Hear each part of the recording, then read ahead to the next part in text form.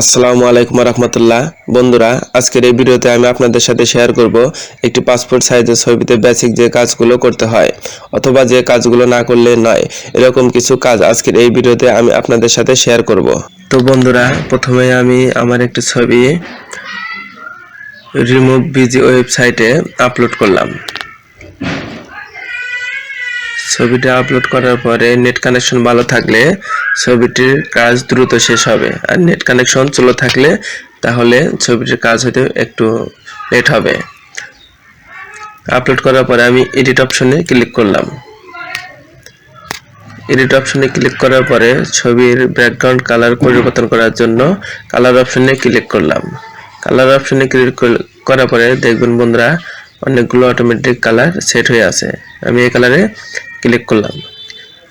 Click করার পরে down অপশনে ক্লিক করলাম, তারপর ডাউনলোড ইমেজ।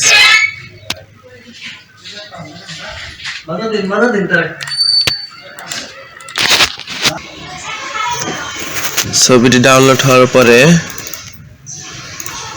দিস পিসি অপশনে গিয়ে ডাউনলোডের অপশনে গিয়ে ছবিটি আমি ফটোশপে ওপেন করলাম। ছবিটি ওপেন করার পরে ক্রপ টুল সিলেক্ট করলাম। ক্রপ টুল সিলেক্ট করার পরে মাপ নেবেন ওয়েটে 1.5 ইঞ্চি এবং হাইটে 1.9 ইঞ্চি।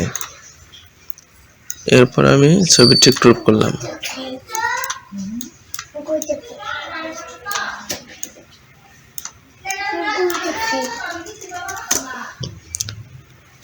ছবিটি ক্রপ করার পরে ইমেজ অপশনে ক্লিক করে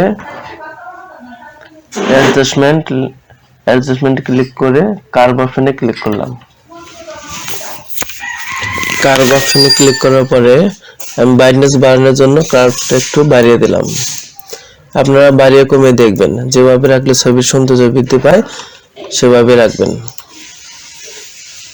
এরপর কন্ট্রোল এন চাপ দিয়ে আমি নতুন একটি পেজ নিলাম A4 সাইজের, এবং আপনারা সবসময় খেয়াল রাখবেন রেজুলেশন যেন 300 থাকে। এরপর মুভ টুলে ক্লিক করলাম। মুভ টুলে ক্লিক করে ছবিটা আমি এখানে নিয়ে আসলাম।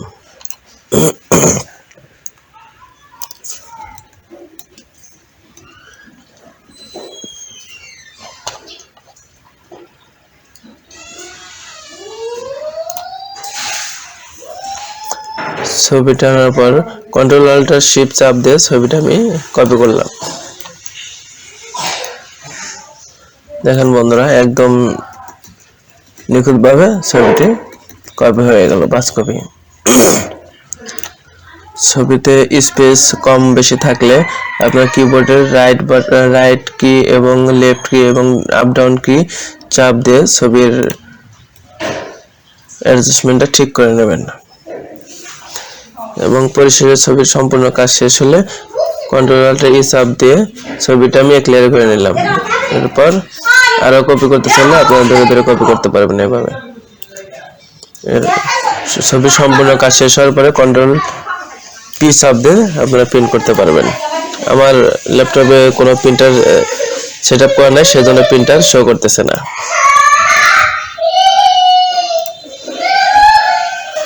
ধন্যবাদ। তো বন্ধুরা, আশা করছি ভিডিওটি আপনাদের অনেক ভালো লেগেছে। আর যদি ভিডিওটি ভালো লেগে থাকে তাহলে অবশ্যই আমার ভিডিওটি লাইক করবেন, আর আপনাদের কোনো মতামত থাকলে সেটি কমেন্ট করে জানাবেন।